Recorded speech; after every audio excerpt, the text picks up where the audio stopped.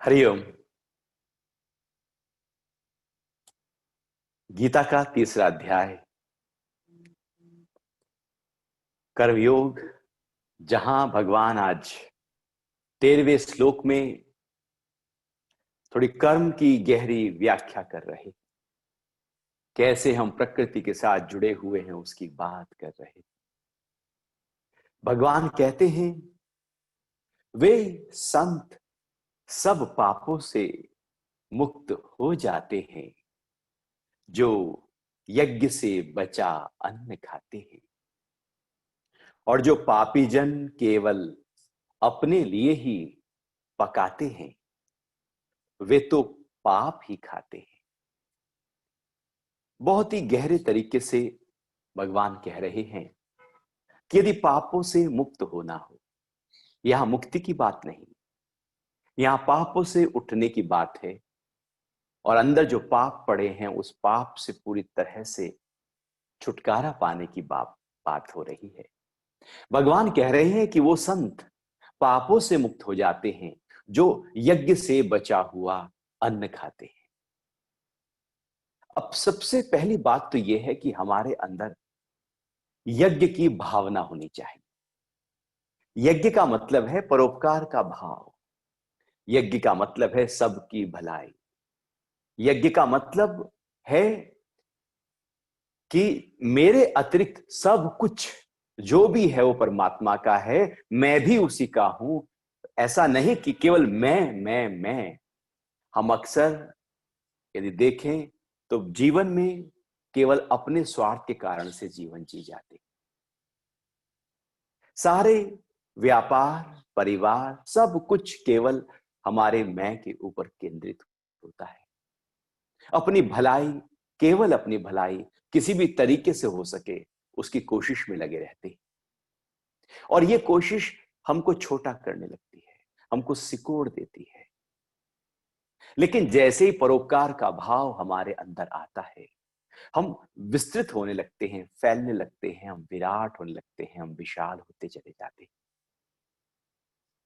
वास्तविकता में जब हम केवल स्वार्थ के भाव के साथ जीवन जीते हैं तो इकट्ठा होकर जीवन जीते हैं, जब परोपकार के साथ जीवन जीते हैं तो फैल कर जीवन जीते हैं।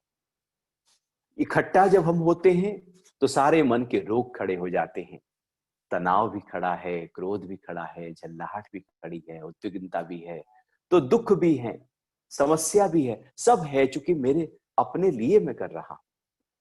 जब हम सबके लिए कर रहे हैं तो फिर उसमें कोई समस्या नहीं। यज्ञ का भाव होना चाहिए, फिर हमारे द्वारा जो भी कुछ हो रहा है वो यज्ञ के निमित्त हो, यज्ञ की तरह हो, सर्व की भलाई हो। ऐसे लगातार जो हमारा कर्म है उसमें फैलाव हो, उसमें केवल मैं, मेरा और मेरे वालों के लिए वो ना हो। तो भगवान कह रहे हैं जो यज्ञ से बचा हुआ खाते, अर्थात सबकी भलाई के भाव से जो आपने कर्म किया, अब उससे जो फल आया, अब जो फल आया उसमें भी फिर देना है। पहले भी करने के समय भी सबका भाव है, जब कुछ फल आया तो उसमें भी अब जरूर देना है, और उससे जो बचे वो खाना है, वो ग्रहण करना है जो बच जाए। अभी हम क्या करते हैं कि हम पहली बात तो देने का हमारे अंदर भाव कई बार नहीं होता, हम केवल अपना ही अपना देखते हैं। हाँ, यदि किसी को देना भी हो तो फिर बचा कुचा देते हैं। बचा कुचा अपने आप नहीं खाते, अपने आप तो बहुत बेस्ट खा लेते हैं, फिर जो बच जाए अब मेरे मतलब का नहीं है वो अब हम दे देते हैं। वो सब दान करते हैं जो मेरे मतलब का नहीं, जिसका कोई प्रयोग नहीं है। कपड़े भी हम वही किसी को पहनने के लिए देंगे जो हम पहनते नहीं है, मन से उतर गए। असलियत में बचा कुचा खुद रखना है, हम बचा कुचा देने में चले जाते हैं। पापों की निवृत्ति सर्व की भलाई के साथ होती है। जब केवल अपना अपना अपना, तो इसका मतलब है कि हमारे अंदर दान का, देने का भाव तो है ही नहीं। मेरे पास जो है उसको दान करना चाहिए। धन है, धन दान करो ना, उसमें रखा क्या है। सब यही रह जाएगा, कुछ साथ जाता ही नहीं है। ऐसा नहीं है कि दान करने से कुछ घट जाएगा, कुछ कम हो जाएगा। जो दोगे प्रकृति उसको कई गुना करके वापस कर देगी, किसी ना किसी रूप में वापस कर देगी। जैसे समुद्र में जो डालते हो, फेंकते हो, वो लौटाकर वापस कर देता है। तो दान का भाव, धन है धन दो, ज्ञान है ज्ञान दो, विद्या है विद्या दो, अन्न है अन्न दो, जो भी कुछ है बस देने का भाव होना चाहिए। ये देने का भाव, उसके बाद जो हम ग्रहण करते हैं, तो इसका मतलब है कि पहले तो ये हमने दिया, अब जो बचा, अब सबने पेट भर लिया, अब मैं खाऊंगा। अब मेरी बारी है, ना कि पहले सबसे पहले मैं बैठ जाऊं और उसके बाद जो बचा उसको फिर मैं न्योता दे दूं। भगवान कह रहे हैं पापों का नाश तब होगा, अर्थात मेरे अंदर हृदय का फैलाव तब होगा, प्रेम तब घटेगा जब हम दूसरों के लिए करेंगे। नहीं तो मोह है ही है, नहीं तो बस अपने वालों के लिए है ही है। अपने वालों के लिए हम, मान लो चॉकलेट घर में बहुत अच्छी आई हुई है, तो अपने बच्चों को अच्छी चॉकलेट दे देंगे। यदि विदेशी कोई चॉकलेट आई है, पड़ोस का कोई बच्चा आया तो शायद ना दे पाए, हो सकता है कि उस समय चॉकलेट ही ना दे, छुपा लें, क्योंकि वहां पर यह भाव है कि मुझे केवल अपने वालों के लिए देना है। ये अपने वालों को देने का भाव पाप है। और जब सबको देने का भाव आ जाए, अर्थात दान का भाव आ जाए, क्योंकि देता देने का भाव बढ़ाता है और बचाने का भाव पूरी तरह से सड़ाता है। या तो बढ़ेगा या सड़ेगा। यदि हमने बचा लिया तो आखिर में होगा क्या है, किसके लिए बचाना है? हम बचाए चले जाते हैं, एक एक रुपए की थेगली लगाए चले जाते हैं, उससे होगा क्या? वो एक राजा था ना, तो उसने कहा कि भैया मंत्री से कि खजाने में देखो कितना धन है, उसको कैलकुलेट करो और ये बताना कि जैसे हम शाही ठाट से अभी जी रहे हैं, मेरे आने वाली कितनी पीढ़ियां ऐसे शाही ठाट से जी सकती हैं, कितना धन है। तो मंत्री ने सारा हिसाब किताब लगाया, सब कुछ जोड़ा। जोड़ने के बाद में उसने कहा कि आपकी 19 पीढ़ियां जैसे आप जी रहे हैं वैसे ही जीती रहेंगी, यदि कुछ ना करें, धन जरा सा भी बाहर से ना आए। तो राजा बहुत उदास हो गया, हताश हो गया, निराश हो गया, मायूस हो गया, मुंह लटका कर बैठ गया। गुरु ने पूछा क्या हुआ? कि नहीं, मेरी 20वीं पीढ़ी का क्या होगा? वो 20वीं पीढ़ी की चिंता में आज से बैठा है। हम ऐसे ही कुछ न जाने कितनी पीढ़ियों के लिए जोड़ रहे हैं, हमें पता ही नहीं है। कोई पीढ़ी हमारा नाम नहीं लेने वाली, याद नहीं करने वाली, हम उनके लिए जोड़े चले जा रहे हैं। भगवान कह रहे हैं देने का भाव, ऐसे जब देते हैं तो हम एकदम खुल जाते हैं। जब भी आप देते हैं तो खुल जाते हैं, जब लेते हैं तो सिकुड़ने लगते हैं। जब भी कुछ लेने का भाव, कुछ मांगने का भाव, सिकुड़न पैदा हो जाएगी। तो पाप, जब सिकुड़न पैदा होती है तो पाप प्रकट होता है, और जब फैलाव पैदा होता है तो पुण्य प्रकट होता है। अब अंदर हृदय सिकुड़ रहा है क्या, यह देखना होगा, किन किन कारणों से सिकुड़ रहा है। इसका मतलब है कि ऊर्जा का प्रवाह सही प्रकार से नहीं हो रहा है। तो देने का भाव, और जो बच जाए फिर वो खाने का भाव हो।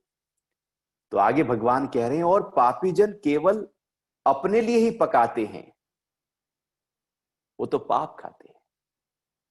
जो केवल अपने लिए, अपना अपना भला हो, किसी भी तरीके से भैया मेरा मतलब निकलना चाहिए, मेरा स्वार्थ सिद्ध होना चाहिए, मेरा पेट भरना चाहिए, मेरा घर भरना चाहिए, मेरे वालों को संतुष्टि मिलनी चाहिए, पापी हैं वो।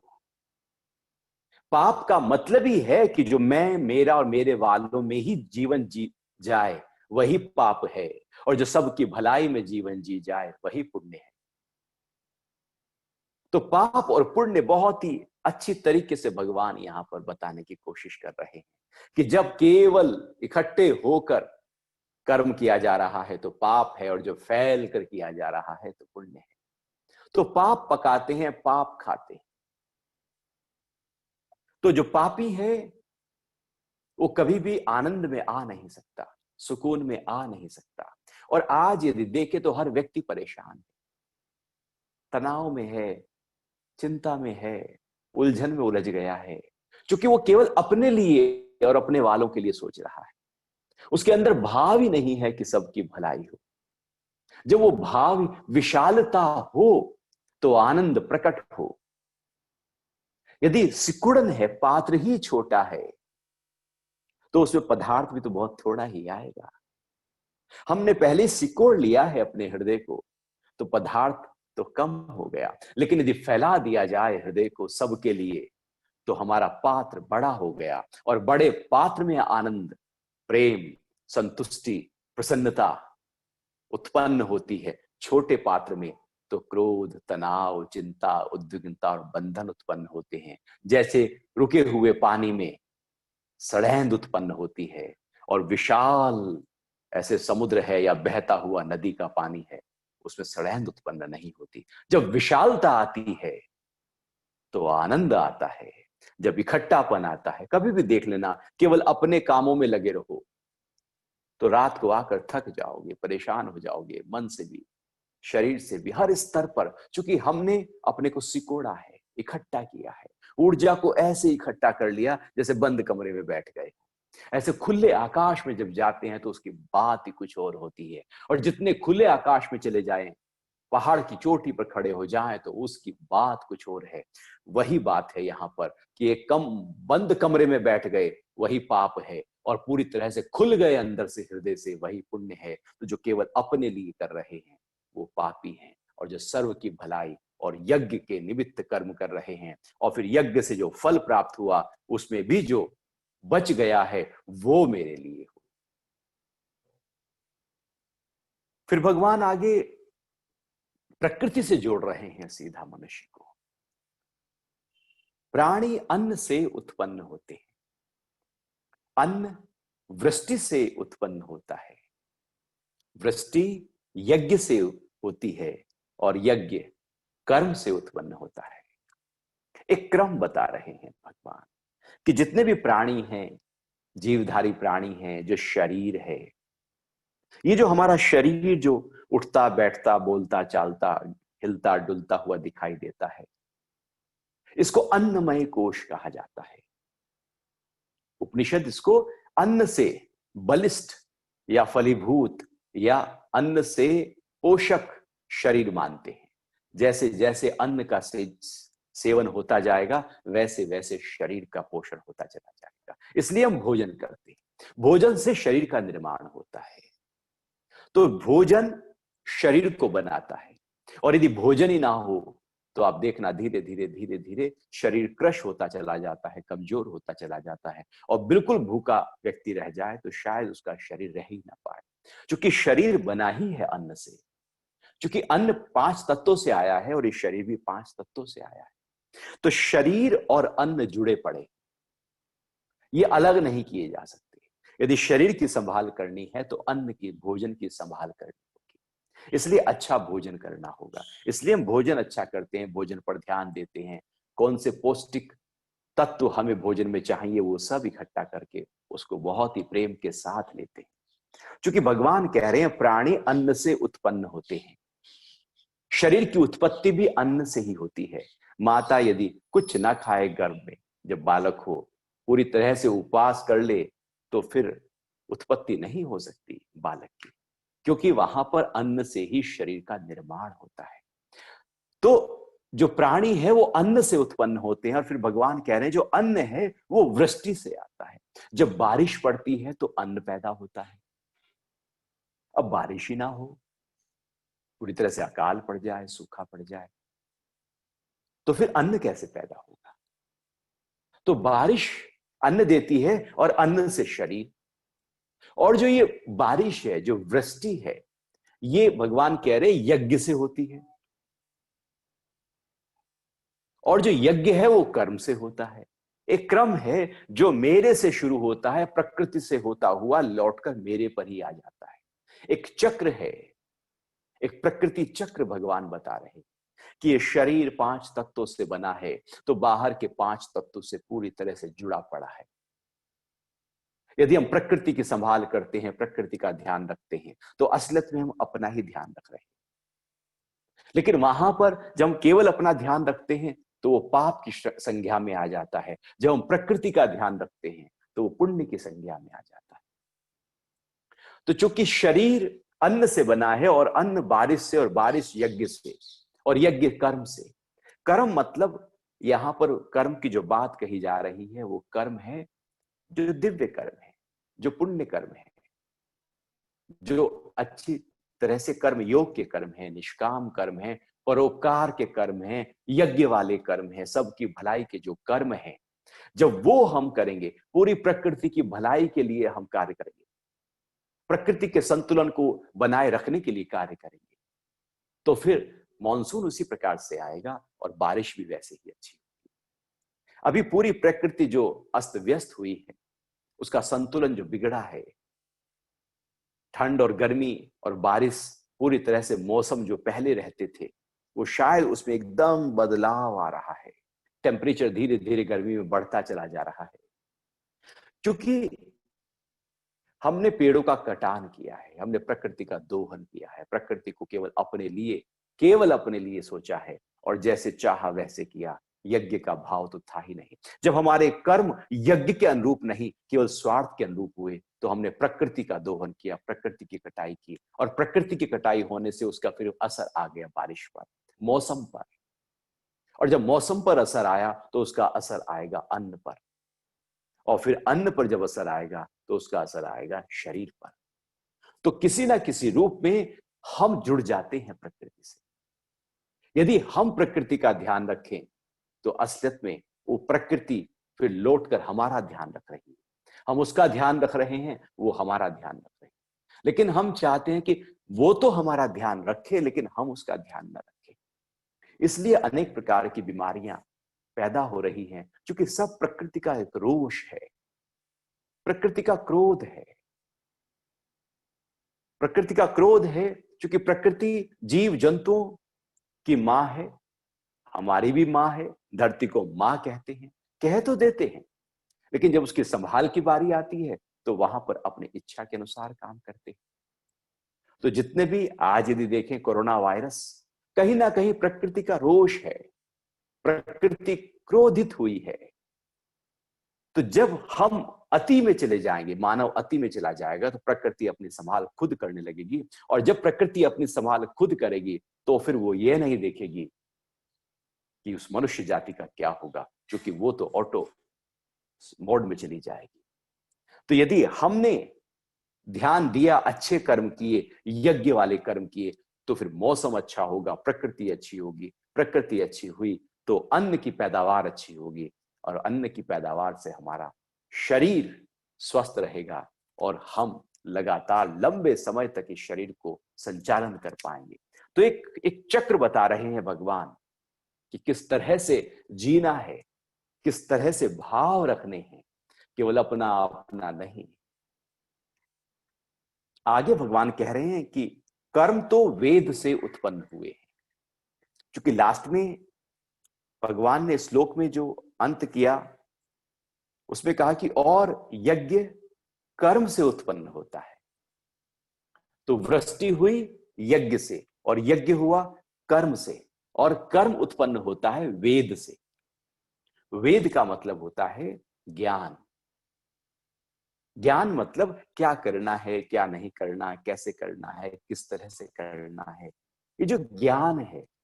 एक होता है अज्ञान, जो सुजाग होकर ना किया जाए, अवेयरनेस के साथ ना किया जाए, जो बेहोशी में किया जाए, जो केवल स्वार्थ और काम क्रोध लोभ में किया जाए, जो केवल जगत में किया जाए, वो अज्ञान है। एक है ज्ञान जो विवेक के साथ किया जाए, अपने स्व के भाव में जुड़कर किया जाए। तो भगवान कह रहे हैं जो यज्ञ के निमित्त कर्म हैं वो वेद से होते हैं, अर्थात ज्ञान से होते हैं। वेद का शाब्दिक अर्थ ज्ञान होता है। तो जो ज्ञान है जब वो पैदा होता है, उत्पन्न होता है, हमारे अंदर हम ज्ञानवान होते हैं, तो हमारे जो कर्म है वो निष्काम होते हैं। और जब कर्म निष्काम होते हैं तो वह यज्ञ होता है, और फिर वो एक श्रृंखला शुरू हो जाती है। तो जो ज्ञान है, यदि वो है तो कर्म सही होंगे। और ज्ञान ही नहीं है, तो जब ज्ञान नहीं है, पता नहीं है, जानकारी नहीं है, तो हमारे कर्म भी सब बिखरे हुए ही होने वाले। इसलिए प्रकृति का हमने तहस नहस किया, चूंकि वो ज्ञान नहीं था कि इसका लौट कर असर आएगा भी। हमने कहा नहीं, मेरा मकान बनना चाहिए, पेड़ काटो। हमने पेड़ काट काट के मकान बनाने शुरू किए, लेकिन उसी का असर मेरे ऊपर आएगा ये नहीं सोचा। तो ज्ञान नहीं था, इसलिए हमारे कर्म जो है वो पाप कर्म हो गए, दूषित कर्म हो गए। फिर भगवान कह रहे हैं कि ये जो ज्ञान है ये कहां से आया, और जो वेद है वो अविनाशी ब्रह्म से उत्पन्न हुआ। तो जो ज्ञान है, ज्ञान कहां से है? ज्ञान तो आत्मा से है ना, ऐसे पर ब्रह्म अविनाशी से है। सारा ज्ञान जो आत्मज्ञान है वो वही से ही आ रहा है, ईश्वर प्रदत्त है। इसलिए वेद को परमात्मा का ज्ञान कहा जाता है। इसलिए वेद के जो मंत्र हैं वो मंत्र कहलाते हैं, वो श्लोक नहीं कहलाते। मंत्र का मतलब होता है जो समाधि की अवस्था में बैठकर भीतर से जो प्रकट हो रहा है, वो कोई अपने अनुभूति के आधार पर नहीं, वो कोई शब्दों के आधार पर सीखा सिखाया नहीं, पढ़ा पढ़ाया नहीं, बल्कि सीधा डायरेक्ट भीतर से प्रवाह जिस ज्ञान का हो, और वो जब लिखा गया तो उसको मंत्र कहा गया। इसलिए वेद के सारे मंत्र होते हैं, चूंकि यह ईश्वरीय प्रदत्त ज्ञान कहा जाता है। तो ज्ञान ईश्वर से है, वो व्यक्ति से नहीं, मनुष्य से नहीं। मनुष्य का ज्ञान तो बुद्धि से है, और बुद्धि जो है वो हमेशा, चूंकि वो जगत से बनी है, पांच तत्वों से बनी है, तो उसमें एक सीमा है। लेकिन जो ज्ञान है जो ईश्वर से आया है वो असीम है। तो जो ज्ञान है वो अविनाशी ब्रह्म से आया है, और अर्थ है सर्वव्यापक ब्रह्म नित्य यज्ञ में प्रतिष्ठित है। अब इस तरह से भगवान एक पूरी चेन बता रहे हैं, एक चक्र बता रहे हैं कि किस तरह से परमात्मा सब जगह फैला हुआ है। तो जो ज्ञान है वो ब्रह्म से आया है, और जो ब्रह्म है वो सर्वव्यापक है, वो सब जगह फैला हुआ है। वो ऐसा थोड़ी है कि कहीं अलग से कोई स्थान है वहां पर वो विराजते हैं। वो तो कण कण में समाया हुआ है, ऐसा कोई घट नहीं जहां पर वो नहीं। तो सर्वव्यापक ब्रह्म नित्य यज्ञ में प्रतिष्ठित है। अर्थात हमारा जो कर्म है वो ज्ञान से होता है, कर्म से फिर यज्ञ होता है, और यज्ञ में जो परोपकार का भाव है उसी में ही परमात्मा प्रतिष्ठित है। जब स्वार्थ के भाव से किया जाए तो उसमें परमात्मा प्रतिष्ठित नहीं है, वहां परमात्मा निकल जाते हैं, क्योंकि वहां पर अहंकार खड़ा हो जाता है। जहां अहंकार खड़ा है वहां वो नहीं है, जहां स्वार्थ है वहां वो नहीं। जहां स्वार्थ नहीं, अहंकार नहीं, वही तो वो है। तो परमात्मा यज्ञ में है, क्योंकि यज्ञ सबकी, जो सबकी भलाई के लिए किया जाए वही यज्ञ है। तो परमात्मा यज्ञ में प्रतिष्ठित होते हैं, क्योंकि यज्ञ सर्व की भलाई के लिए होता है। तो यदि परमात्मा को अंग संग करना हो, उसका अनुभव करना हो, तो हमें ज्ञान को अनुभव करना होगा, ज्ञान में उतरना होगा, और ज्ञान में उतरकर फिर ज्ञान के आधार पर कर्मों में जाना होगा, और फिर वो कर्म यज्ञ के होंगे, और परमात्मा यज्ञ में उपस्थित है, प्रतिष्ठित है, पहले से ही है। सबकी भलाई का भाव ही परमात्मा की अनुभूति है, और केवल अपना अपना अपना वहां पर अहंकार की अनुभूति है। तो भगवान इस तरह से पूरी प्रकृति में किस तरह से परमात्मा रचे बसे हैं उसकी बात कर रहे हैं, और कह रहे हैं कि प्रकृति के साथ जो हमारा व्यवहार हो वो यज्ञ की तरह हो। इसलिए हे पार्थ, जो मनुष्य इस परिवर्तनशील सृष्टि चक्र के अनुकूल व्यवहार नहीं करता, वह इंद्रियों में रमण करने वाला पापायु व्यक्ति व्यर्थ ही जीता है। तो ये एक परिवर्तनशील सृष्टि चक्र भगवान बता रहे हैं, और जब ये चक्र हम समझ जाएं, एक क्रम समझ जाएं, और उसी क्रम में अपने आप को, उसी मुख्य धारा में अपने आप को जोड़ दें, और उसी मुख्य धारा के साथ जीवन को जीते रहें, लगातार अपने आप को उसी में जोड़ा हुआ है, और कि हमारा जो शरीर है वो अन्न से है, अन्न वृष्टि से है, वृष्टि यज्ञ से है, यज्ञ कर्म से है, कर्म ज्ञान से है, और ज्ञान ब्रह्म से है। तो एक ये पूरी तरह से परिवर्तनशील सृष्टि चक्र है जो लगातार परिवर्तित हो रहा है, चूंकि प्रकृति से जो भी उत्पन्न हुआ है उसमें परिवर्तन है। लेकिन एक अविनाशी ब्रह्म है, वो जो अविनाशी ब्रह्म है वो लगातार प्रतिष्ठित है, वो कहीं जाता आता नहीं, उसमें कोई परिवर्तन नहीं होता। लेकिन भगवान कह रहे हैं कि जो केवल इंद्रियों में रमण करने वाला है वो पापायु व्यक्ति व्यर्थ जीता है। केवल अपना इंद्रियों को जो अच्छा लगा, आंख को जो अच्छा लगा, कान को जो अच्छा लगा, नाक को जो अच्छा लगा, जीभ को स्वाद को जो अच्छा लगा, बस इंद्रियों के अनुसार हम जीवन जीते जा रहे हैं, जीते जा रहे हैं। व्यर्थ का जीवन है, कोई सार नहीं, कोई तथ्य नहीं, कोई अनुभूति नहीं, कोई ज्ञान नहीं, कोई आनंद नहीं। व्यर्थ है वो जीवन। वो तो वैसे ही है कि सुबह होती है, शाम होती है, जिंदगी यूं ही तमाम होती है। ये सुबह शाम में लगातार जीवन बीत जाता है, महीनों बीत जाते हैं, सालों बीत जाते हैं, और फिर लगता है अरे 20 साल पहले ये हुआ था, जैसे कल की ही तो बात हो। समय ऐसे निकल जाता है हाथ से रेत की तरह, पता ही नहीं लगता। ये जो जीवन है इस तरह से जिसका पता ही नहीं लगता, वो तो जीवन व्यर्थ का जीवन है। लेकिन सार्थक जीवन वो है जो एक एक पल जिया जाए, एक एक पल जिसका आनंद हो, एक एक पल से जिसके अंदर हम रस निकाल लें, वो जीवन है। पल पल आनंद के साथ जब जीवन जिया जाता है तो सार्थक जीवन है। और जो केवल इंद्रियों में रमण करते हुए जीवन जिया जाए वो तो पाप आयु है। वो आयु तो है लेकिन पाप की आयु है। ऐसी आयु जितनी लंबी होगी पाप उतना बढ़ता जाएगा, वो पाप हमारे चित्त में उतना ही ज्यादा इकट्ठा होता चला जाएगा और हमारा चित्त उस पाप से और भारी होता चला जाएगा। ऐसी पापायु का क्या फायदा?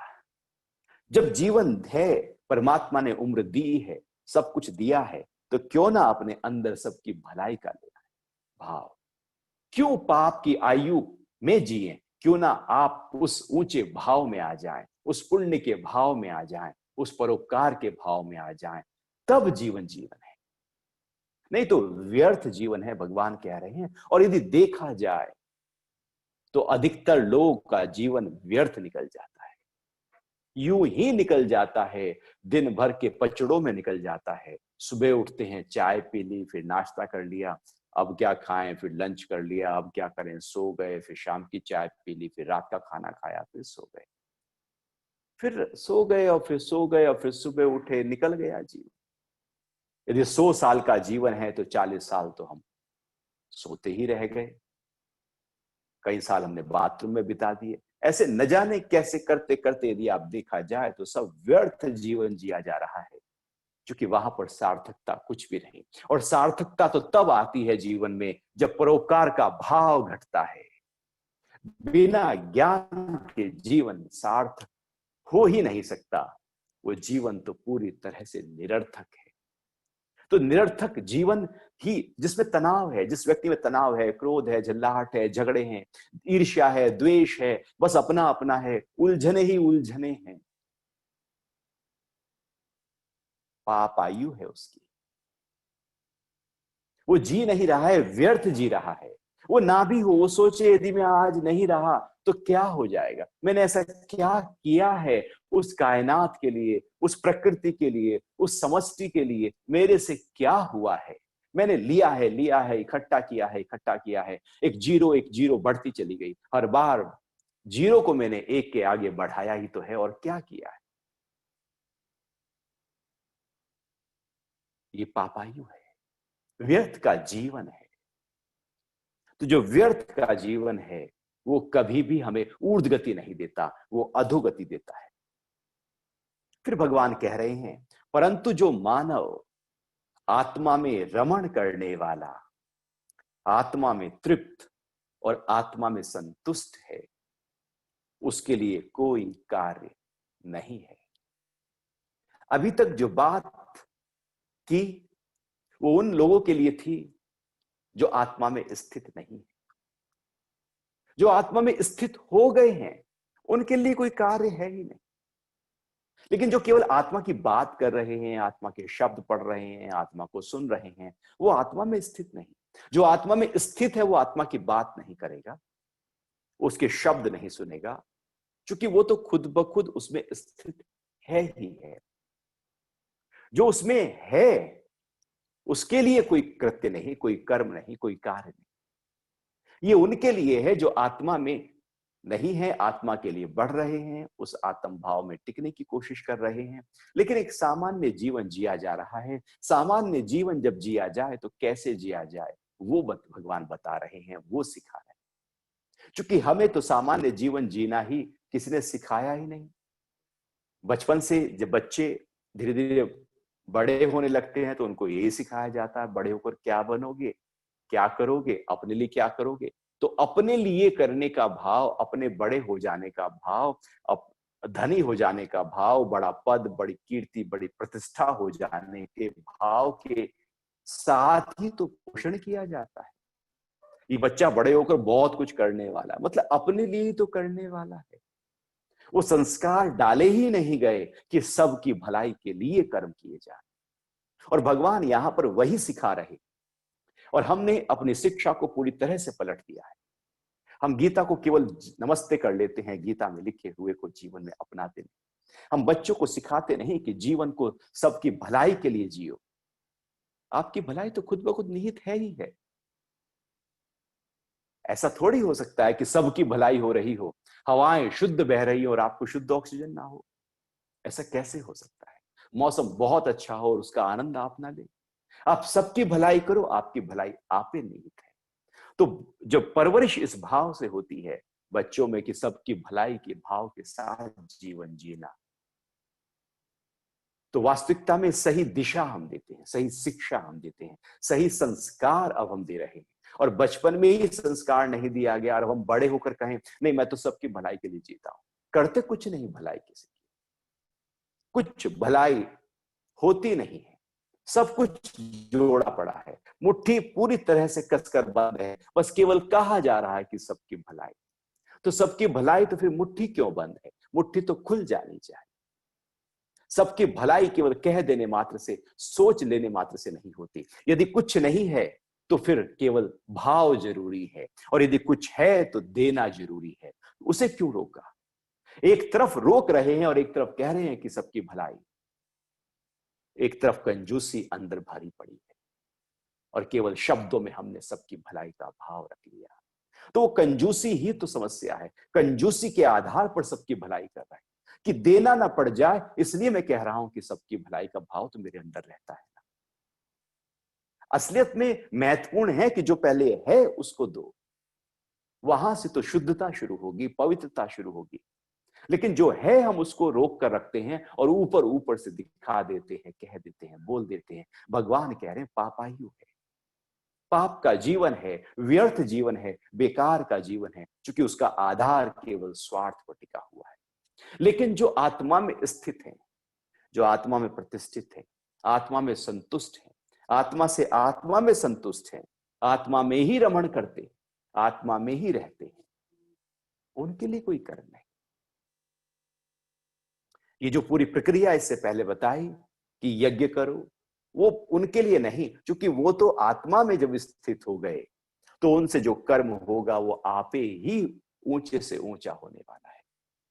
वो अब सोच समझ कर नहीं, बल्कि उनके द्वारा हर कृत्य, हर शब्द, हर एक्शन वही आत्म भाव से बह रहा होगा। अब कर्म और वो जो बहने की प्रक्रिया है वो अलग नहीं, वो एक ही हो गए हैं। आत्मा से लगातार जो प्रवाह ऊर्जा का बह रहा है, वो सही दिशा में जब ऊर्जा बहती है तो उसके सही दिशा में बहने से बाहर जो हमारे इंद्रिय और मन और शरीर से जो कर्म होते हैं वो भी सही प्रकार से खुद ब खुद हो ही जाएंगे। वो उनके हैं जो आत्मा में रमण करते हैं, आत्मा में तृप्त हैं, आत्मा में संतुष्ट हैं। लेकिन क्या हम अपनी आत्मा में संतुष्ट हैं? अपनी आत्मा में तृप्त हैं? अपनी ही आत्मा में रमण करते हैं? क्या मुझे कुछ और चाहिए ही नहीं? क्या मैं अकेला दिन भर कई दिन तक रह सकता हूं? क्या इतना आनंद के साथ रह सकता हूं कि मुझे कुछ बोलने की, कुछ सोचने की जरूरत नहीं, क्योंकि मैं पूरी तरह से अपने में ही लीन हूं, लवलीन हूं? जो आत्मा में रमण कर रहा है, अपने भीतर पूरी तरह से स्थित है, वही तो एक्चुअली जीवन जी रहा है। बाकी तो सब काटे जा रहे हैं। तो आत्मा में रमण करने की प्रक्रिया आध्यात्मिक प्रक्रिया है। गीता या हमारे जितने भी शास्त्र हैं, वो आत्मा में कैसे हम टिक जाएं, गुरु का ज्ञान कैसे हम आत्मा में टिक जाएं, सारा अभ्यास और वैराग्य कैसे उस भाव में प्रतिष्ठित हो जाए, उसी के लिए तो है। और जो उसमें प्रतिष्ठित हो गया है और उसी में ही तृप्त है। या यूं देखें, जीवन में तृप्ति केवल और केवल आत्मा में जब हम स्थित होते हैं तो आती है। हम केवल तभी संतुष्ट हो सकते हैं, बाहर की चीजों से कभी संतुष्ट हो नहीं सकते। आप जितने भी ले आओ, थोड़ा दिखाई देगा। आपके पास 100 रुपए हैं तो आप 200 का ध्यान, आपका 200 पर ध्यान चला जाएगा। 200 है, 500 पर 500 है, 1000 पर 1000 है, लाख पर लाख है, 10 लाख पर, 1 करोड़ पर, 100 करोड़ पर, 1000 करोड़ पर, वो बढ़ती जाएगी फिगर, और ध्यान अगली फिगर पर बढ़ता चला जाएगा। क्योंकि हम संतुष्ट नहीं है, बाहर से संतुष्टि हो ही नहीं सकती। प्रकृति में संतुष्टि का गुण होता ही नहीं, तृप्ति बाहर है ही नहीं। हम गलत जगह पर संतुष्ट होने की कोशिश कर रहे हैं कि शायद धन के अंबार लग जाए तो संतुष्ट, घर बड़े हो जाए तो संतुष्ट, पद बड़ा हो जाए तो संतुष्ट। ऐसा होता नहीं है। जिनके पास ये सब है, उनके अंदर झांक कर देखो, क्या संतुष्ट हैं? क्या बहुत बड़े पद वाले संतुष्ट हैं? क्या बहुत बड़े धन वाले संतुष्ट हैं? अंदर से संतुष्टि और तृप्ति का भाव यदि है, तो बाहर कुछ हो या ना हो, संतुष्ट ही हैं। और यदि अंदर खोखलापन है, बाहर कितना भी हो जाए, कहेंगे और चाहिए, और चाहिए। वो और की जिज्ञासा लगातार, असंतोष का भाव जगा रहेगा। ये असंतोष हिलाने की प्रक्रिया है। अतृप्ति कभी भी हमें अपने से मिलाने नहीं देती। जब हम बाहर असंतोष होते हैं, बाहर अतृप्त होते हैं, और उस समय चाहें कि अपने से जुड़ जाएं, ऐसा नहीं होता। आप तृप्त हो जाएं, अपने से जुड़े ही पड़े, संतोष के भाव में आ जाएं, अपने से जुड़े ही पड़े हैं, अर्थात आत्मा में ही रहना है। सबसे ऊंची बात भगवान ने लास्ट में बता दी कि 2 ही तरह के लोग होंगे, या तो एक सामान्य व्यक्ति होगा और या फिर आत्मज्ञानी होगा। तो जो सामान्य है, उसके लिए कर्म कैसे करना है वो बताया, और जो आत्मज्ञानी है, उसके लिए बता रहे हैं कि उसके लिए कोई कोई कर्म, कोई कार्य है नहीं, क्योंकि उससे जो होगा वो ऊंचे से ऊंचा होने वाला है। वहां पर रत्ती भर भी जो पाप कर्म है वो प्रकट ही नहीं होगा। वो पाप पकाएगा नहीं, वो पाप खाएगा नहीं, क्योंकि वो तो आत्म भाव में टिका हुआ है। तो आत्मा में स्थित हो जाओ। या तो कोशिश सबसे ऊंचे ज्ञान को अपने जीवन में अपना लेने की होनी चाहिए। क्योंकि जीवन जो मिला है, उसका लक्ष्य देखा जाए तो वो लक्ष्य ही ये है कि मैं जीवन को जीता रहूं। यही जीवन का लक्ष्य है। एक एक पल आनंद के साथ जियो, यही जीवन का लक्ष्य है। क्योंकि लक्ष्य कोई 10 साल बाद, 20 साल बाद का नहीं होता। अभी यदि हमारी उम्र 40 साल की है, 50 साल की है, तो 20 साल में तो 40 साल का लक्ष्य रखा होगा ना, तो आ गए ना वहां पर। लक्ष्य अब हम कल पर रख लेंगे, 60 साल में क्या करेंगे, फिर 70 साल में, फिर 80 साल में। हमारा लक्ष्य कहीं आगे दौड़ता जाता है। हमें ये पता ही नहीं होता कि लक्ष्य तो अभी है। ये अभी जो है, उसी को क्यों ना हम जिए। तो जो असंतुष्ट है, वो बाहर कहीं कुछ ढूंढ रहा है, जो संतुष्ट है उसने पा लिया है। अपने भीतर अपने आप को उसने पा लिया है और आत्मा में रमण कर रहा है, स्व के भाव में स्थित हो गया है। वो तत्वमसी में आ गया है, वो अहम ब्रह्मास्मि में आ गया है। उसी भाव के साथ जब उसका जीवन होता है, तो वैसा नहीं कि उसे कोई कार्य सीखना पड़ेगा कि आप जो ज्ञान लो और उसके बाद फिर कर्म करो, आपके कर्म यज्ञ वाले हों, और यज्ञ से फिर बारिश होगी, बारिश से फिर अन्न होगा, अन्न से शरीर का। उसके लिए कृत्य नहीं। क्योंकि उससे जो होगा वो तो पूरी तरह से व्यवस्थित तरीके से ही होने वाला है। फिर आगे भगवान कह रहे हैं कि ऐसे महापुरुष का इस संसार में ना तो कर्म करने का कोई प्रयोजन रहता है और ना ही कर्म ना करने का, तथा संपूर्ण प्राणियों में भी इसका किंचित मात्र स्वार्थ का संबंध नहीं रहता।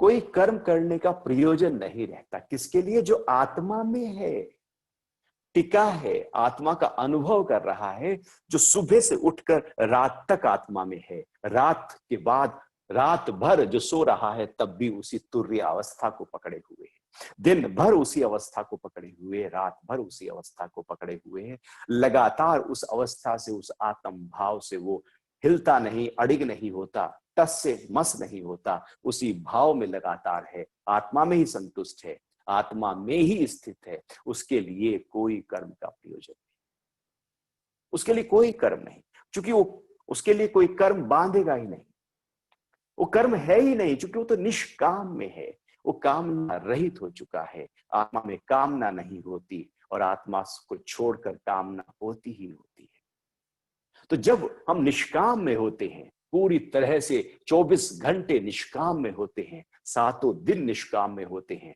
महीने के 30 दिन निष्काम में होते हैं, 365 दिन साल के निष्काम में होते हैं, निष्काम में ही रहते हैं, उसके लिए कोई कोई प्रयोजन नहीं है कुछ कर्म करने का। और ऐसा भी नहीं है कि कर्म करने का है और ना करने का है, क्योंकि वो दोनों से, करने और ना करने से ऊपर उठ गया है। करना और ना करना दोनों में एक बंधन है, क्योंकि करना भी बांध रहा है कि मैंने ये किया है और मैंने ये नहीं किया है, मैं ये कर्म नहीं करता, मैं तो थोड़ा हट कर हूं, मैं तो ये हूं, मैं ये नहीं करता। तो न करने का भाव और करने का भाव दोनों बांध रहे हैं। भगवान यहां करने और न करने दोनों से ऊपर उठा रहे हैं कि जो आत्मा में है उसके लिए करना न करना एक हो गया, क्योंकि आत्मा में कर्ता भाव होता ही नहीं है। करना और न करना कर्ता से ही होता है, अहंकार है ही नहीं। जो सामने आया हो गया, जब आया तब हो गया, जैसे आया वैसे हो गया, क्योंकि हमेशा प्रज्ञा में स्थित है, विवेक वहां पर जगा ही हुआ है। अब वहां पर सोच सोच कर, फूक फूक कर कर्म नहीं किए जाते, क्योंकि वहां पर जो भी कर्म होते हैं वो किए नहीं जाते, वो कर्म होते हैं। प्रभु आपकी कृपा से सब काम हो रहा है, करते हो आप प्रभु जी, मेरा नाम हो रहा है। तो असलियत में जब हम आत्म भाव में होते हैं तो मैं नहीं करता, मेरे द्वारा ये जो 3 गुण हैं बस कर्म करा लेते, मैं वहां पर अपना कर्ता भाव नहीं रखता, बस कर्म हो जाता है। तो आत्मा में जब हम टिके हुए होते हैं तो करने और न करने से ऊपर उठ चुके होते हैं, तथा संपूर्ण प्राणियों में भी इसका किंचित मात्र स्वार्थ का संबंध नहीं रहता। अब यदि हम देखें तो स्वार्थ है या नहीं सब में, हम अपने को चेक कर सकते हैं। ये कोई कहने की बात नहीं, सुनने की बात नहीं, ये तो अंदर वाला खुद बताता है। वो आप खुद बता पाएंगे कि अंदर स्वार्थ है नहीं है तो कितना है, किस किस से है, क्या क्या है। वो जो अंदर है वो आपको ही पता है, ऊपर से तो हम लीपापोती कर लेते हैं। लेकिन जो आत्मा में टिक गया है उसके लिए कोई स्वार्थ रहता ही नहीं, किंचित मात्र भी किसी भी प्राणी से कोई स्वार्थ नहीं है। तो स्वार्थ मतलब मैं, स्वार्थ मतलब मैं का पोषण, स्वार्थ मतलब मैं को मोटा करना, स्वार्थ मतलब मैं को कपड़े पहनाना और उसको सजाना संवारना। लेकिन जब आत्मा में है तो मैं के सजाने संवारने की बात ही खत्म हो गई। अब आत्मा में आ गए तो सभी प्राणियों से कोई स्वार्थ का संबंध रहता ही नहीं, वो आप ही गिर जाता है, खत्म हो जाता है, डिसॉल्व हो जाता है, क्योंकि आत्मा में स्वार्थ नहीं होता। जगत में ऐसा हो नहीं सकता कि स्वार्थ ना हो, किसी ना किसी प्राणी से कुछ ना कुछ चाहिए। कुछ हो सकता है कि अपने बिल्कुल नजदीक वाले से नहीं चाहिए, अपने भाई से नहीं चाहिए, तो शायद किसी दूसरे से चाहिए, अपनी वाइफ से नहीं चाहिए तो शायद किसी और से चाहिए, लेकिन यहाँ पर संबंध किसी ना किसी रूप से होगा ही होगा। कोई बाहर वाले से नहीं तो घर वाले से चाहिए, घर वालों से नहीं तो बाहर वालों से चाहिए। कहीं ना कहीं स्वार्थ हमारा जुड़ा पड़ा है, लेकिन जो आत्मा में टिका है उसके लिए स्वार्थ नहीं। तो चूंकि कर्म योग की बात हो रही है, तो भगवान बार बार हर तरीके से कर्म के परफेक्शन की बात कर रहे हैं, और वो परफेक्शन की बात करते करते वो आत्मा में टिका रहे, योग में स्थित करा रहे। ऊंची एकदम जो अवस्था, जो जीवन सबसे ऊंचाई पर जिया जा सकता है, उसमें हमको टिका रहे। तो इसलिए पूरे एक परिवर्तनशील सृष्टि कर्म की चर्चा करते करते करते भगवान एकदम आ गए हैं आत्म भाव में। तो आत्मा में जो स्थित है उसके लिए कोई कर्म नहीं है। आपके कोई प्रश्न हो तो?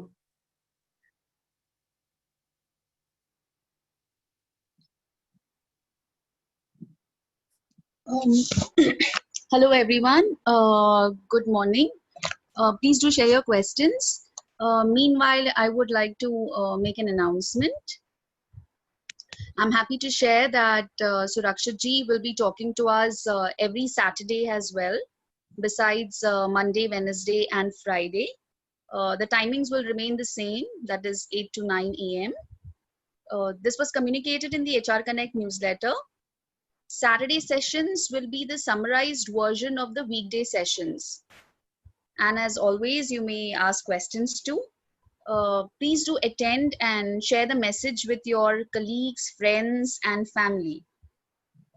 Thank you, Suraksha ji, for agreeing to be with us now 4 days a week. That is Monday, Wednesday, Friday, and Saturday as well, starting from tomorrow onwards. तो प्रश्न कर रहे हैं कि आत्मा में रहने से क्या व्यक्ति परिवार से अलग नहीं हो जाएगा? किसने कहा है? हम सोच लेते हैं कि आत्मा में रहने से हम परिवार से अलग हो गए। आत्मा क्या है? वो जो परिवार के लोग हैं वहां क्या आत्मा नहीं है? वहां भी तो आत्मा ही है। अभी हम शरीर से जुड़े हुए हैं परिवार के लोगों से। जब हम आत्मा में स्थित हो जाते हैं तो उस आत्मा से जुड़ जाते हैं जिसके आधार पर ये शरीर होता है, और केवल अपने ही वालों की से नहीं, पूरे ब्रह्मांड से जुड़ जाते हैं। असलियत में आत्मा से जुड़ने के बाद परिवार में कैसे जीना है, रहना है, वो आता है। अभी हम जीवन भर परिवार में रहते हैं। किसने सिखाया है कि परिवार में कैसे रहना, कैसे व्यवहार करना है, कैसे बात करना है, कैसे हाव भाव बॉडी लैंग्वेज रखनी है? परिवार में दिनचर्या हमारी कैसी हो, हमें सिखाया किसने? हम तो अपने हिसाब से परिवार में रह रहे हैं। और इसीलिए तो राजा भोज भरम के भूले, घर घर है मटियाले चूल्हे। यही तो कारण है, यही कारण है कि हर व्यक्ति परेशान है, दुखी है, हताश है, निराश है, क्योंकि वो संतुष्ट नहीं, तृप्त नहीं। हम परिवार के साथ रहते हैं, क्या परिवार के लोगों से हम तृप्त हैं? क्या संतुष्ट हैं? बिल्कुल पूरी तरह से। क्या कुछ चाहिए नहीं उनसे? हमें तो पूरी तरह से सब कुछ चाहिए, हम असंतुष्ट हैं। लेकिन आत्मा में आने से अब हम परिवार के लोगों से प्रेम करना शुरू करेंगे, और उसके बाद जो जीवन जिया जाएगा वास्तविकता में वही जीवन होगा। अभी तो परिवार के साथ सारा द्वेष हम कर लेते हैं। हम परिवार से अलग तो अभी है ही हैं। हम कहां जुड़े पड़े हैं? हम एक घर में रहते हैं, लेकिन क्या मन से पूरी तरह से कनेक्ट हैं? 100% प्रेम के साथ जीवन जी जाते हैं परिवार के लोगों से? क्या वहां जरा सा भी रत्ती भर भी द्वेष नहीं आता? क्या उनके लिए कलुषित वाणी नहीं आती? क्या रोष पैदा नहीं होता? क्या झगड़ा नहीं होता? यदि होता है तो इसका मतलब है कि अभी तो हम सही प्रकार से परिवार के साथ कनेक्ट हुए ही नहीं। कनेक्ट की प्रक्रिया तो प्रेम से पैदा होती है। अभी तो हम डिस्कनेक्ट हैं। फिजिकली हम एक घर में रहते हैं, लेकिन यदि हम और भावना के स्तर पर देखें तो शायद वहां पर हम अलग अलग होते हैं। पति पत्नी एक ही बिस्तर पर सोते हुए दोनों अलग अलग तरीके के ख्याल करते हैं। ऐसा नहीं कि वो साथ साथ है, पति और पत्नी हैं तो दोनों की एक इच्छाएं होंगी। उसकी अपनी अलग है, पति की अपनी अलग है। यहां सब अलग अलग हो रहा है। या जीवन सबका इंडिविजुअल अपनी अपनी यात्रा हो रही है, जी जा रही है। इसको हम जोड़ रहे, जबरदस्ती जोड़े जा रहे हैं। लेकिन यदि जोड़ना है तो आत्मा में आ जाओ, ये जुड़े ही पड़े। तो यदि परिवार को और मजबूती के साथ, जीवन को और मजबूती के साथ जीना है, तो आत्मा की यात्रा से बेहतर और कोई तरीका नहीं, क्योंकि वहां से प्रेम फूटेगा। और जब प्रेम आएगा, जब आत्मा से प्रेम प्रकट होगा, तब आप देखना वो प्रेम के साथ जब हम शब्द बोलेंगे, व्यवहार करेंगे, तो पूरी तरह से एकदम अनूठा होगा, फिर कोई द्वेष नहीं। तो इसलिए परिवार से हम अलग नहीं होंगे, बल्कि परिवार के साथ और बेहतर तरीके से कनेक्ट हो जाएंगे, क्योंकि वहां पर आसक्ति नहीं है। जैसे एक नर्स है, कोई पेशेंट है, नर्स वो ज्यादा बेहतर ध्यान रख पाएगी, लेकिन शायद घर वाले उतना बेहतर ध्यान नहीं रख पाएंगे, क्योंकि उसमें अंदर से आसक्ति नहीं। जब आसक्ति नहीं होती तो रखरखाव और देखभाल बेहतर होती है। लेकिन जब आसक्ति होती है तो हम किसी की देखभाल कर रहे हैं तो हम उसके पास्ट को देखेंगे, उसने मेरे से ऐसा कहा था, ऐसा किया था, ऐसा बोला था, उसने तो मेरा काम नहीं किया था, अब मैं इसका काम कैसे करूं। अब आया ना उठ पहाड़ के नीचे, तो बहुत सारी चीजें हम खड़ी कर लेते हैं। तो हम सही प्रकार से यदि देखा जाए तो परिवार के साथ उनका ध्यान रख ही नहीं पाते, क्योंकि अपने अपने हम दुनिया में जीने लगते हैं। लेकिन जब हम आत्म भाव की तरफ जाते तो अपनी दुनिया से उठकर हम सर्व की भलाई में आ जाते हैं, और अब बेहतर तरीके से परिवार की संभाल होने लगती है।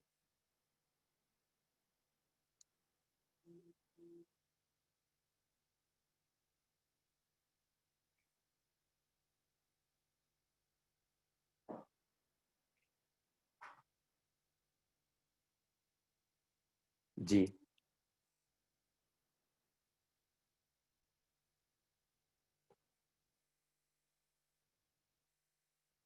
बोल के प्रश्न पूछ सकते हैं।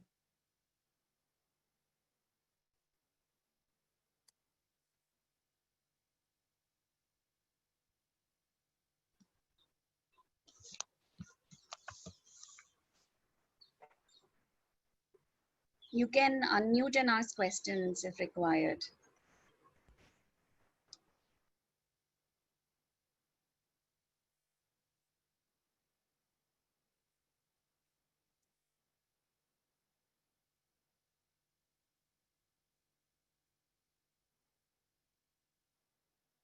गुरुजी हरिओम।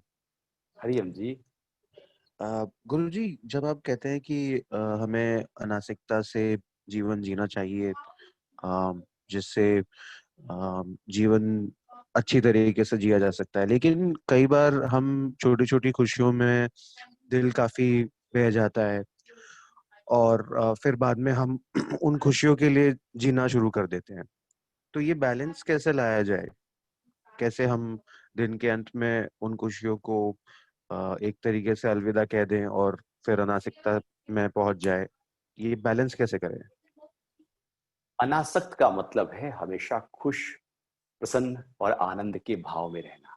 अनासक्ति कहो या आनंद कहो या असीम सुख कहो, वो एक ही बात है। अनासक्त जैसे ही होते हैं हम प्रेम में आ जाते हैं। अनासक्ति प्रेम में हमें ले आती है। अब जो छोटी छोटी खुशियां हैं, वो जो छोटी छोटी खुशियों की तलाश हो रही है, पहले ही हमारे अंदर बहुत बड़ी खुशी पहले से ही है। अब छोटी छोटी खुशियां जब आती हैं तो वो तो सोने पे सुहागा है, उसमें हम बहुत ज्यादा इंजॉय कर लेते हैं। लेकिन जब वो खुशी चली जाती है, हम फिर अपनी खुशी में आ जाते हैं। तो वो खुशी मेरे साथ है ही है, वो कहीं आती जाती नहीं। लेकिन दिन भर जब और खुशियां प्रकट होती हैं तो उसमें हम और रच बस जाते हैं और पूरी तरह से उस जीवन का आनंद लेते हैं। तो जीवन में खुशियां छोटी छोटी ही होती है। उन छोटी छोटी खुशियों को बढ़ाते जाओ, बढ़ाते जाओ, बढ़ाते जाओ। और बढ़ाएगा को, जो खुश होगा वो खुशी बढ़ाएगा, या जो दुखी व्यक्ति है वो खुशी बढ़ाएगा। हम सोचते हैं कि शायद खुशी कोई दूसरा देगा। यदि आप दुखी हैं तो कोई कुछ दूसरा कुछ भी कह दे, आप सुखी हो नहीं सकते, खुश हो नहीं सकते, क्योंकि हमने ही पक्का कर लिया है कि मुझे दुखी रहना है। यदि हमने पक्का कर लिया कि मुझे दुखी रहना है, तो दुनिया की कोई ताकत मुझे खुशी दे नहीं सकती। तो अंदर यदि खुशी है तो बाहर की छोटी छोटी खुशी भी, बच्चे का मुस्कुराना भी एकदम आपको प्रफुल्लित कर देगा। एक छोटी छोटी बात भी आपको एकदम आह्लादित कर देगी, क्योंकि आप पहले से ही खुश हैं। तो खुश के आधार पर बाहर की छोटी छोटी खुशियां और खुशहाल कर देती हैं हमको। लेकिन यदि हम दुख में बैठे हैं तो फिर जबरदस्ती हम मुंह को खींचते हैं, होठों को खींचते हैं, जबरदस्ती थोड़ी देर के लिए मुस्कुराते हैं और फिर वही गमसूदड़ से हो जाते हैं, वही गमगीन हो जाते हैं। तो खुशी पहले से ही है, और अनासक्ति खुशी, जिसको भगवान आगे बताएंगे, अक्षय सुख, लगातार रहने वाला सुख मेरे अंदर पहले से ही है, उसको पकड़ लो। फिर बाहर की जब खुशियां हो तो उसको एंजॉय करते जाओ। ऐसा नहीं है कि अनासक्ति के कारण से आप खुशियों को एंजॉय नहीं कर पाओगे, बल्कि बेहतर तरीके से कर पाओगे। जैसे एक छोटा बच्चा है, वो अनासक्त होता है, आसक्ति थोड़ी होती है उसमें कुछ। वो लेकिन आप देखो, वो पूरा दिन बड़ा कूदता फांदता, हंसता खेलता, दौड़ता गिरता फिर उठता, मस्त रहता है, क्योंकि आसक्ति नहीं है। और धीरे धीरे धीरे धीरे जैसे आसक्ति बढ़ती जाती है, वो जो दुख है वो बढ़ता चला जाता है। आसक्ति दुख देती है, अनासक्ति हमें तो आनंद में ले आती। तो आनंद को पकड़ो, छोटे छोटे खुश, जो दिन भर खुशियां आए तो और उसको एंजॉय करो, और फिर उस आनंद में आ जाओ। बहुत बढ़िया गुरुजी, धन्यवाद। हरिओम।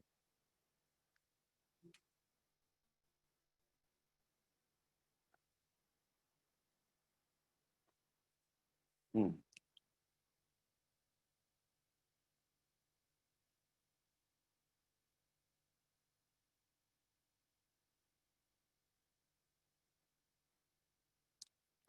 कह रहे हैं कि आत्मा में जाने से फिर तो सब एक हो गया, फिर सबको एक नजर से देखने लगेंगे, तो फिर क्या ये सही है? पहले आत्मा में टिक जाइए, फिर बताएंगे सही है या गलत है।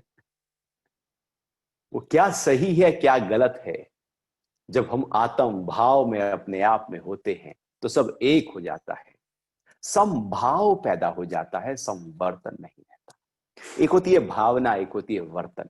वर्तन मतलब हम किसी के साथ जब व्यवहार करते हैं तो उसको वर्तन कहते हैं। एक बाहर की प्रक्रिया है और एक अंदर की स्थिति है। जब हम आत्मा में होते हैं, आत्म भाव में होते हैं और एक में आ जाते हैं तो समभाव में हो जाते हैं। लेकिन जब वर्तन करते हैं तो वर्तन फिर पूरा विवेक बताता है कि किस तरह से वर्तन करना है। कुत्ते के साथ कैसे वर्तन करना है, स्त्री के साथ कैसे वर्तन करना है, मालिक के साथ कैसे वर्तन करना है, नौकर के साथ कैसे वर्तन करना है, भाई के साथ कैसे वर्तन करना है, पत्नी के साथ कैसे वर्तन करना है, बेहतर तरीके से वर्तन करने की प्रक्रिया हम जान चुके होते हैं। हर कहां कहां किस किस तरीके से वर्तन करना है अभी तो हमें पता ही नहीं होता। हम बहुत ही गलतियां कर जाते हैं वर्तन करने में। लेकिन जब हम समभाव में होते हैं तो समवर्तन की कला अपने आप डेवलप हो जाती है, और बेहतर तरीके से अब हम वर्तन करने लगते हैं। सबको गहरे रूप में एक देखते हैं। जैसे सुनार के पास जब आप किसी आभूषण को लेकर जाएं और कहें कि मुझे बेचना है, तो वो उस आभूषण का जो डिजाइन है वो नहीं देखता, वो तो सोना देखता है, सोने का वजन देखता है, जिससे वो बना है उसको देखता है। कुम्हार जो है वो बर्तन नहीं बल्कि मट्टी को देखता है, जो आधार है उसको देखा जाता है। तो ऐसे ही हम भी जब आत्म भाव में आ जाएंगे तो जो सबका आधार है, जिससे सब कुछ चल रहा है, उसके पीछे, वृक्ष के पीछे कौन है, पहाड़ के पीछे कौन है, जल के पीछे कौन है, व्यक्ति के पीछे कौन है, उसके पीछे उसको धारण करने वाला, उसको गति देने वाला कौन है, जो मैं हूं वही वो है। जब इस भाव के साथ हम होते हैं तो किससे द्वेष करेंगे, किस पे क्रोध करेंगे, किससे मोह करेंगे, किससे लोभ करेंगे, क्या दुख होगा, क्योंकि भाव एक हो गया। और जब भाव एक हो गया तो फिर वर्तन अपने आप आ गया कि कैसे वर्तना है, फिर वो अपने आप सही प्रकार से वर्तन करना आ जाएगा। तो आज के लिए इतना ही रखते हैं, कल मिलेंगे। हरिओम।